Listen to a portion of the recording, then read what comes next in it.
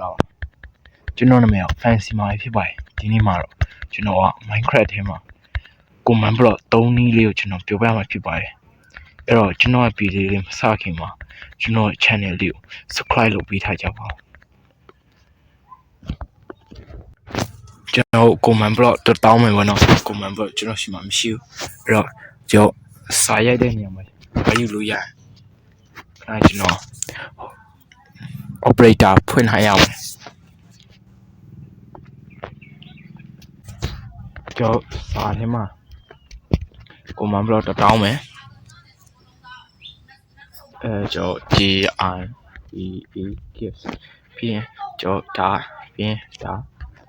ပြီးရင်ကျွန်တော် Command Block လို့ရေးလိုက်ပါ Command ပြီးရင်ကျွန်တော်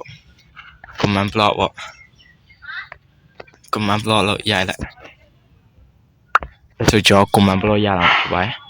ပြီးရင် Command Block ကိုကျွန်တော်တစ်ချက်နှိပ်ပြီးဒီနားမှာကျွန်တော် repass ဆိုတာလေးရှိတယ်ဒါကိုချိန်ပြီးရင်ကျွန်တော်ရေးလို့လိုက်ရေးလိုက်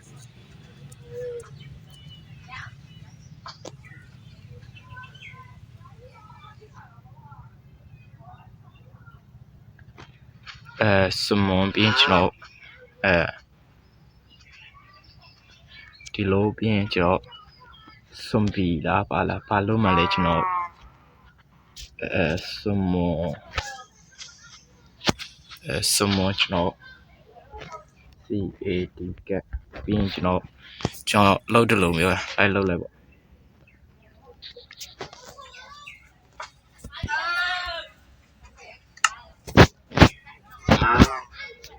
ကျွန်တော်ဟုတ်ပြီအဲ့လိုရေးထားပြီးကျွန်တော်ခလုတ်လိုပဲပေါ့နော်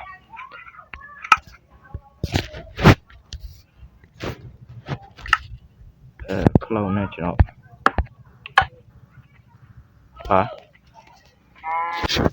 ဘာမှဖတ်တယ်လို့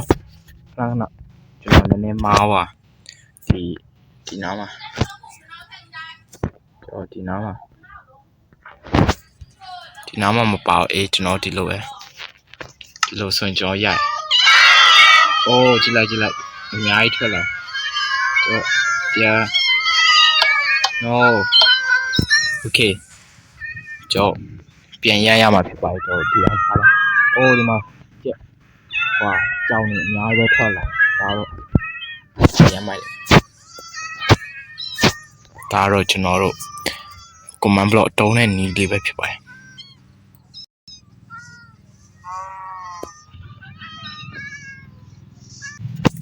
ကျွန်တော်နောက်တစ်မျိုးပြောပြမယ်နော်ပြီးရင်ကျွန်တော်ဒီနားမှာဒီနားမှာလည်းကျွန်တော်ပစ္စည်းတောင်းလို့ရတယ်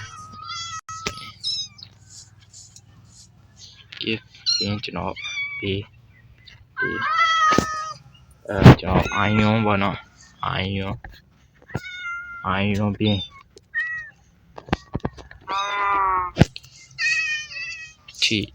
အင်ကောကအဲ့လိုလားဟုတ်တယ်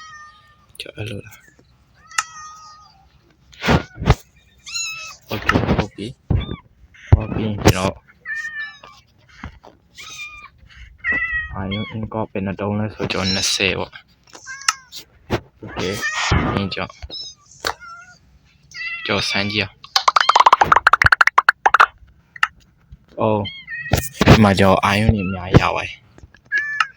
ဒီမှာအများကြီးပဲ iron နေမှာဒါက Command Block တုံးတဲ့နည်းလေးပါအဲ့တော့